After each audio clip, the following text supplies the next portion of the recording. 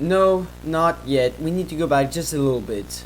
That's better. So, hello again, dear viewers, and welcome back to the Elden Ring DLC Part 2. And today we are continuing from Enir Ilim. And just for context, we are here because we burned down this kind of weird tree. So without further ado, let's go inside of the DLC for Part 2. So, continuing the DLC in Enir Ilim, I easily... Okay, I said easily. Okay, yeah, those birds right there are stupidly strong with their range attack that basically decimates your health. Now, maybe one of them could be easy to handle, but like make it 7 and yeah, you're dead. So imagine you all survived that, you still got those lion guys that hit like trucks to survive.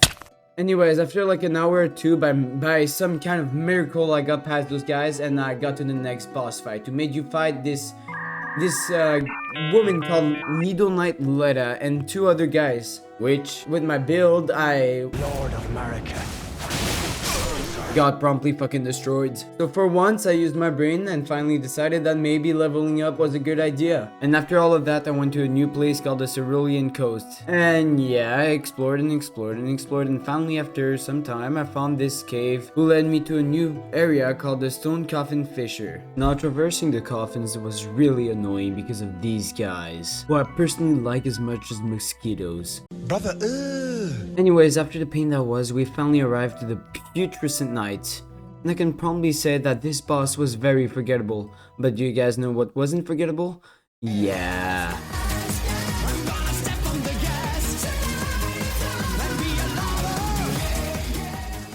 And after a while, I killed the guy and touched this weird kind of plant who killed me for no reason. After all of that, I went exploring and found this weird dungeon who led me to this new area called the Abyssal Woods. And this place is just really annoying because of my horse who just decided to leave like my father. And there was those invincible guys that basically decimated your health using Frenzy Flame. But after a good hour of me just searching around, I found this manor with people missing their heads right in front of it. It took me some time, but after a while I made it to the boss. Now, let's say you're a grumpy grandpa and you just lost a 1v1 versus a guy. What do? A. Accept defeat. B. Run away. Or C. Impale your own hand in order to use a sword stuck in you to decapitate yourself and invoke a crazy lost Lord of the Frenzy Flame. If you said A, you're wrong. It was C, and I killed him in 1 try.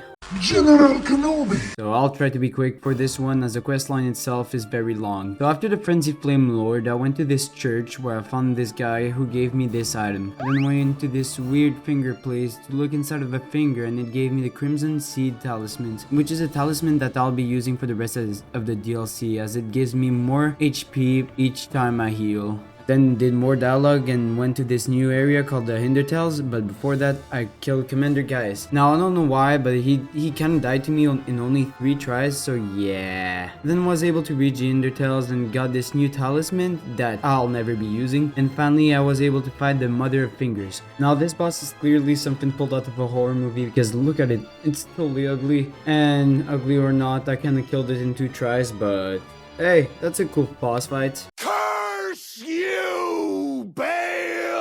Now before we continue in the DLC, do you guys want to know one thing that is very important in any Souls game? It's so important that the game without it would make my friend Sloop cry in his bed. If you guessed it, it's the Miyazaki Swamp! Oh, no, it's a boss fight, not a swamp. Let's go! Anyways, so the boss fight is 3 phases where we see him getting weaker and weaker per phase. And for a 3-phase boss, it's pretty impressive. Anyways, I killed the guy and got the Mikola Great Rune, which I probably never used. After that, I found a guy who really seemed to hate a dragon called Baal. And so I went through probably one of the best DLC areas and finally killed Baal, which is as cool as the area he's in.